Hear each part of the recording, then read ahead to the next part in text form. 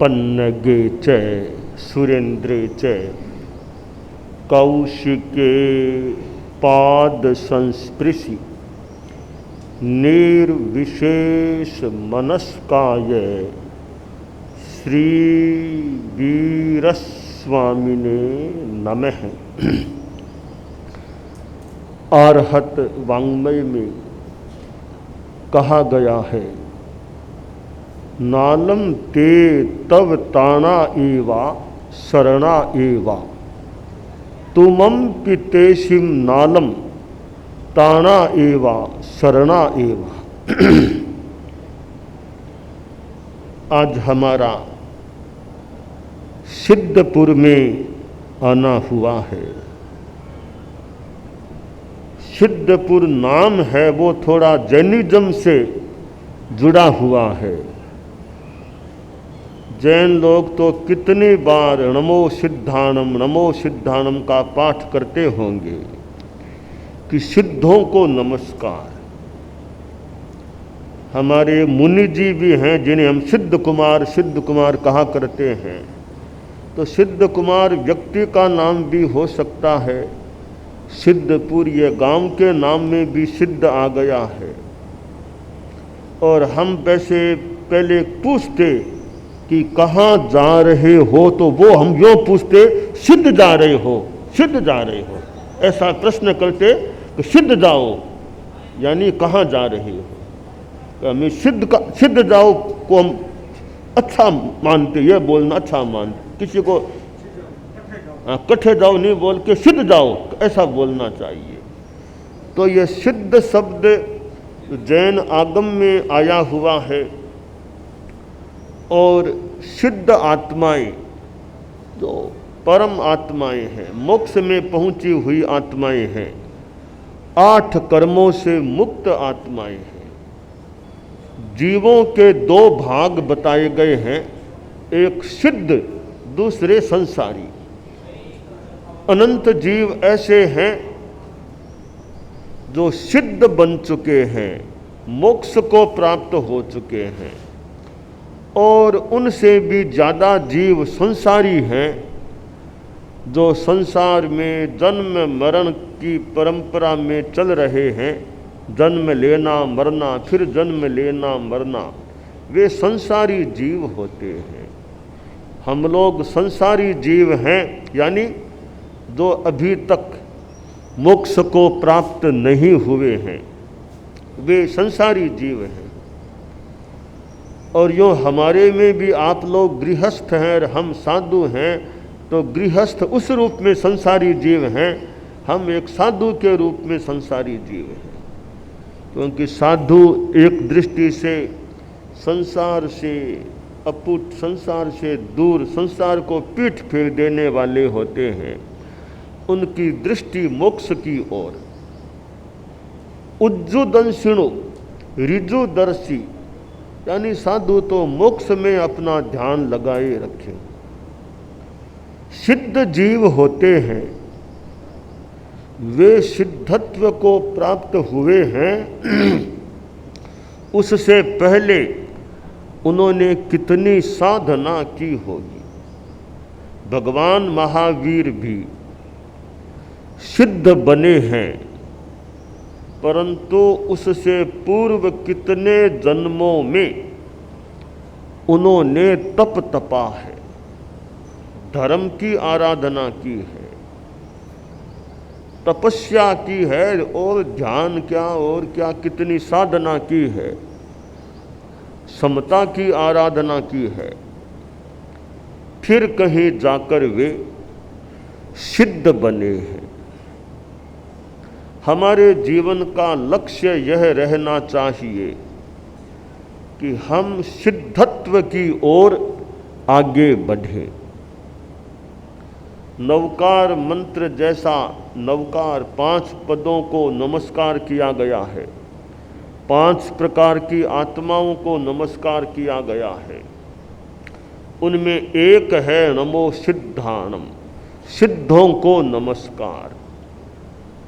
आदमी जितना मन लगे, जैसे वृद्ध आदमी है, ज़्यादा घूमना फिरना नहीं हो सकता, ज़्यादा कोई कामकाज नहीं कर सकते, ज़्यादा लेटे रहते हैं, उनके लिए तो इतना बढ़िया उपाय है, लेटे लेटे बैठे बैठे जितना मन लगे नमो सिद्धानम का या पूरे नवकार का जप करते रहो। श्वास लेते समय नमो और श्वास छोड़ते समय सिद्धानम, नमो सिद्धानम, नमो सिद्धानम का जप करते रहो। साधु होते हैं वे ही सिद्ध बनते हैं, साधु ही कभी सिद्ध बनेगा, बिना साधु बने कोई आत्मा सिद्ध बन नहीं सकती। तो सिद्ध बनने का मार्ग है, वो है साधुपन, साधु होना, साधुत्व आ जाना। कोई भी असाधु सिद्ध नहीं बन सकता। असाधु है, उसे सिद्ध बनना है तो उसका रास्ता जाएगा साधुपन की ओर से।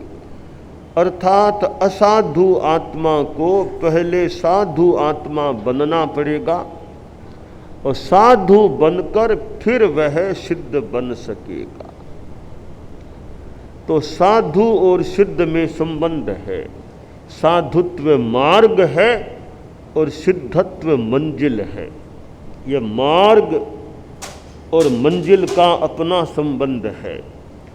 मंजिल का महत्व है तो मार्ग का अपना महत्व है, साध्य का अपना महत्व है तो साधन का अपना महत्व है।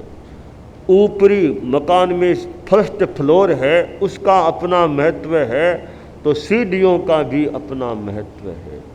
सीढ़ियाँ है तो आदमी आसानी से, या लिफ्ट है तो वैसे आसानी से आदमी ऊपर जा सकता है। यह साधना, साधु वह है जो साधना करता है। तो सिद्धत्व का मार्ग है साधना, साधु बन जाना। अब यह साधना का जो मार्ग है उसमें कठिनाई भी आ सकती है, परिसह आ सकते हैं। उन कठिनाइयों को, परिसहों को शांति से सहन कर लेना। और साधनामय जीवन साधु का, यह साधुत्व और साधना इतनी कीमती चीज है कि साधुत्व के सामने तो संसार की बड़ी से बड़ी भौतिक चीज भी बहुत छोटी पड़ जाती है। संसार के बढ़िया से बढ़िया रत्न हैं, हीरे हैं, साधुत्व के सामने वे बहुत ही बोने, बहुत छोटे, तुच्छ हो जाते हैं। तो साधु को तो ये बाहर के रत्न, हीरे, इनसे बिल्कुल मुक्त रहना चाहिए, तब वो सिद्ध बन सकेगा। एक लड़का कहीं एक योगीराज के पास जा रहा था, प्रश्न पूछना था। तो मार्ग में कई मिले, एक सन्यासी की कुटिया आई, थोड़ा लड़के ने वहाँ विश्राम किया।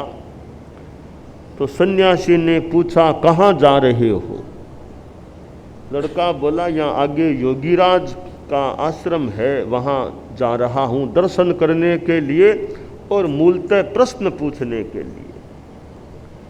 सन्यासी बोला योगीराज का बड़ा नाम है, तुम प्रश्न पूछने जा ही रहे हो तो एक प्रश्न मेरा भी पूछ लेना। बोलो बाबा क्या प्रश्न है? कि यह प्रश्न है कि मुझे संन्यास लिए 20 बरस हो गए हैं, अभी तक साधना सिद्ध नहीं हो रही है, साधना में जो निष्पत्ति आनी चाहिए वो नहीं लग रही है। तो योगीराज से पूछना मेरे संन्यास की सिद्धि कब होगी, निष्पत्ति कब आएगी?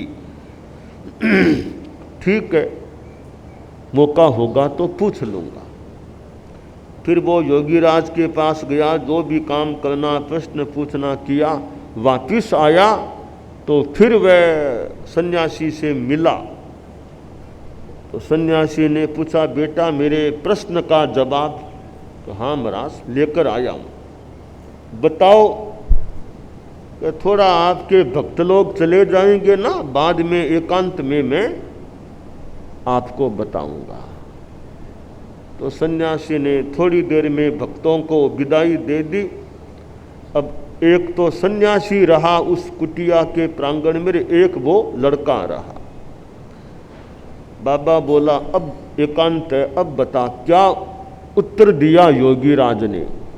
मुझे सन्यास लिए 20 वर्ष हो गए हैं, अभी तक कोई सिद्धि मिले, उपलब्धि, निष्पत्ति ऐसा कुछ नहीं लग रहा है। तो मेरा सन्यास क्यों नहीं सिद्ध हो रहा है, साधना क्यों नहीं फलवती हो रही है, इसका जवाब तुम लाए हो ना? हाँ लाया हूं, बताओ क्या बात है। लड़का बोला महाराज बहुत ही भयंकर बात है। तो बेटा जो भी है बताओ मुझे।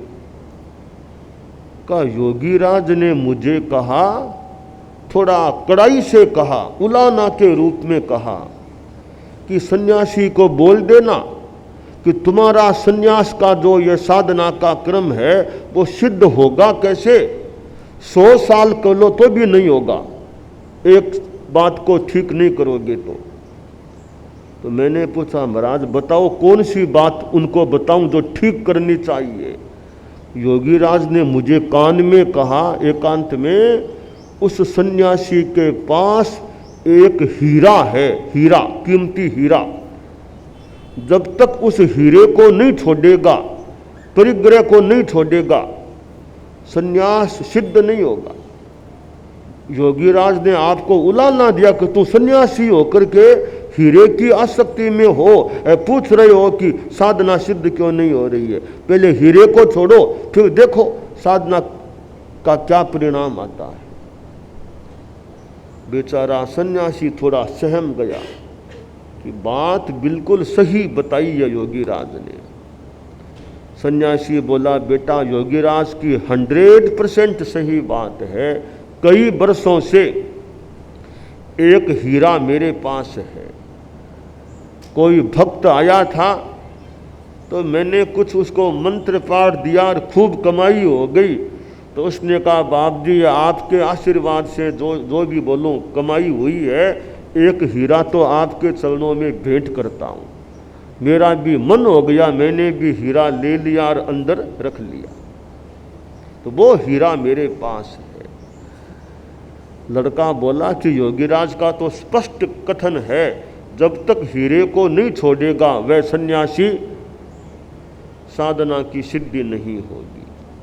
अब आप देख लो, मैंने तो उत्तर जो दिया वो आपको एज इट इज बता दिया, बिना कोई नमक मिर्च लगाए। जैसा उन्होंने फरमाया लगभग वो के वो शब्द मैंने आपको बता दिए हैं। सन्यासी बोला बहुत ही बढ़िया तुमने बात बता दी है मुझे।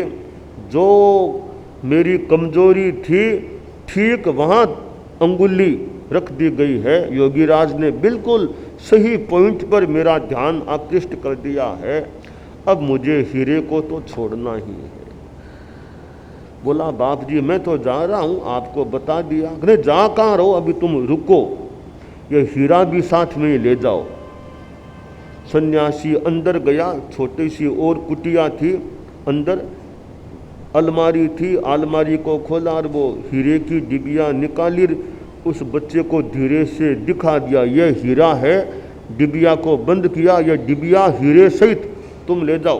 तुम तो गृहस्थ हो, तुम्हारे तो काम आएगा, मेरा तो उल्टा नुकसान करने वाला है हीरा, यह आसक्ति। बच्चे को हीरा दे दिया। बच्चा तो धनवान हो गया, साधु भी धनवान हो गया, साधना अच्छी हो गई तब। और कुछ समय बाद लगा कि अब मेरी साधना परिपक्व हो रही है। तो सिद्धत्व को पाना है, सिद्धि को पाना है, तो सन्यासी को आसक्ति और परिग्रह, मोह, मूर्छा इनसे मुक्त होना चाहिए। साधु को तो निर्लेप रहना चाहिए। भोगी भमई संसारे अभोगी विप्पमुच्चय। भोगी है, आसक्तिमान है, वो संसार में भ्रमण करता है, अभोगी है, त्यागी है, वह विप्र मुक्त संसार से मुक्त हो जाता है। आचार्य श्री महाप्रज्ञ जी जीवन के 11वें वर्ष में संत बन गए थे। छोटे बालक थे, अपने गुरु कालूगणी के पास साधु बन गए। आचार्य श्री तुलसी 12वें वर्ष में साधु बन गए थे कालूगणी के पास। दोनों के गुरु यूं दीक्षा देने वाले गुरु कालूगणी राज थे और हमारे गुरु वे दोनों थे। आचार्य श्री तुलसी भी हमारे यानी मेरे मान लो, औरों के भी, और आचार्य श्री महाप्रज्ञ जी भी हमारे गुरु थे। तो कालूगणी के द्वारा जो दीक्षित थे वे 2 गुरु हमारे थे, हमारे गुरुदेव थे। तो दोनों बालावस्था में, और उनके गुरु कालूगणी भी बालावस्था में ही साधु बन गए थे। बचपन में साधु बने आचार्य महाप्रज्ञ जी जीवन के 90वें वर्ष तक, कितना लंबा काल उनका सन्यास में बीता। आचार्य श्री तुलसी 83वें वर्ष में महाप्रयाण को प्राप्त हुए, कितना लंबा काल सन्यास में बीता। यह मानव जीवन की बड़ी सफलता यह है कि लंबे काल तक सन्यास का जीवन जीने को मिले।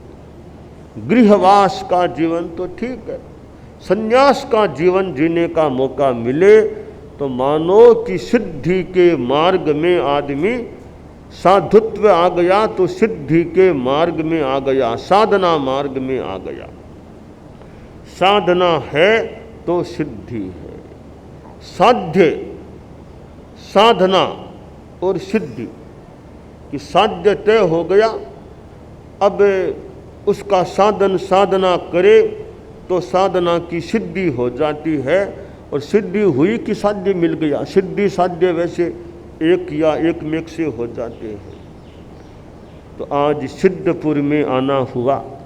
आचार्य श्री महाप्रज्ञ जी इस एरिया में पधारे थे, आगे अहमदाबाद पधारे थे, तो हम भी उनके साथ रहने का मौका प्राप्त कर इधर आए थे। तो आज पुनः यहाँ आना हुआ है इस एरिया में, सिद्धपुर एरिया में। और आचार्य श्री महाप्रज्ञ जी पधारे तब उन दिनों में यह थोड़ा शांति अहिंसा की बात, कैसे शांति रहे, अहिंसा रहे। तो यह अहिंसा शांति की बात कभी कभी ज़्यादा अपेक्षित हो जाती है। उस समय भी वो कोई स्थिति, वर्तमान में भी कोई स्थिति, तो अहिंसा शांति, अहिंसा शांति। जितनी शांति हम रख सकें कि अहिंसा भी हमारे जीवन में रहे, कम से कम बेगुनाह को कोई तकलीफ आदमी की ओर से देने का प्रयास न हो, कि दूसरों के शांतिपूर्ण जीवन में हम फालतू बाधा उत्पन्न न करें। छोटे प्राणी कुत्ते को भी फालतू तकलीफ हमारी ओर से न पड़े, यह हमारा प्रयास रहे। आचार्य श्री महाप्रज्ञ जी का गीत भी था, शांति का संदेश, शांति का संदेश। भगवान महावीर की जन्म जयंती और शांति का संदेश। तो यह शांति का संदेश कि दुनिया में शांति रहे, विश्व में शांति रहे। ये युद्ध आदि की स्थितियां भी हो जाती हैं, हमारी तो कामना सब जगह शांति, अहिंसा, शांति हो रहे, हो जाए, हो शांति रहे। कोई भी आदमी बिना मतलब किसी को तकलीफ न दे। तो ये शांति की बात, अहिंसा की बात, और अहिंसा में भी अभय रहे, हमारे में अभय भी रहे। हम अभयंकर, अभय करने वाले भी रहें, अभय दान देने वाले हों, कि दूसरों को अभय दें। कि साधु 6 काय के जीवों को मारने का त्याग करता है, तो वह अभय देने का मानो कार्य है। साधु के तो करना, कराना, अनुमोदना, मन, वचन, काय, 3 कर्ण 3 योग से साधु के यों अहिंसा महाव्रत में हिंसा के त्याग होते हैं। तो साधु तो अहिंसा मूर्ति, दया मूर्ति, करुणा मूर्ति, क्षमा मूर्ति, उपशम मूर्ति, समता मूर्ति होना चाहिए। और ऐसा साधु सिद्ध गति को प्राप्त हो सकता है। तो गुरु जो सिद्ध होने का उपाय बताएं, सिद्धि मार्ग बताए, वे गुरु धन्य हैं जो अपने शिष्यों को, दूसरों को सिद्धि के मार्ग पर बढ़ाते हैं, चलाते हैं और लोगों को भी शांति का, सिद्धि का, मोक्ष का, धर्म का उपाय और मार्ग बताते हैं। तो यह संतों का गांव में आना वो भी अपने आप में यूँ अच्छी बात है कि संतों का समागम होना। सुत दारा अरु लक्ष्मी पापी कै भी होय, संत समागम हरि कथा तुलसी दुर्लभ दोय। कि संतों का आना और हरि धर्म की कथा का होना खास बात है। तो वो सामने संभवतः संत निवास है, संत निवास स्वामी नारायण का। ये हमारा कभी कभी ऐसे विद्यालय में जो स्वामी नारायण से संबद्ध हैं वहाँ भी जाना होता है। तो संत निवास है पर संत दिखाई नहीं दिए। हम तो संत हैं। साधी प्रमुखा जी का प्रवास हो रहा है तो ठीक है, वो स्वामी नारायण वाले कोई संत पता नहीं हैं कि नहीं होंगे तो ठीक है, वरना वो भी हमारे पास यूँ कार्यक्रम में रहते तो संतों का, संतों से वो अपने ढंग के संत हैं, हम जैनचर्या वाले संत हैं। तो संतों के पाहुणे संत हैं, संतों के पाहुणे संत, ये भी संतों के अतिथि संत बनते हैं। तो भी यह संतों का समागम। तो आज यह ऐसे भी संत निवास, मुझे संत दिख रहा है, बीच का थोड़ा खंबा बीच में आ गया होगा तो अनुमान है संत निवास लिखा हुआ होगा। तो यहाँ तो आज तो कितने संतों का और साध्वी जी का निवास आज यहाँ हो रहा है। तो गांव में संतों का समागम होना, धर्म की, अध्यात्म की चर्चा का होना भी अच्छी बात है। तो सिद्धपुर के लोग हैं, वे अपने गांव के नाम से भी कभी कभी प्रेरणा ले सकते हैं कि हमें सिद्ध अवस्था की ओर आगे बढ़ना है और हम कभी सिद्धत्व को प्राप्त हो जाएं। यह हम सभी के लिए काम्य हो सकता है।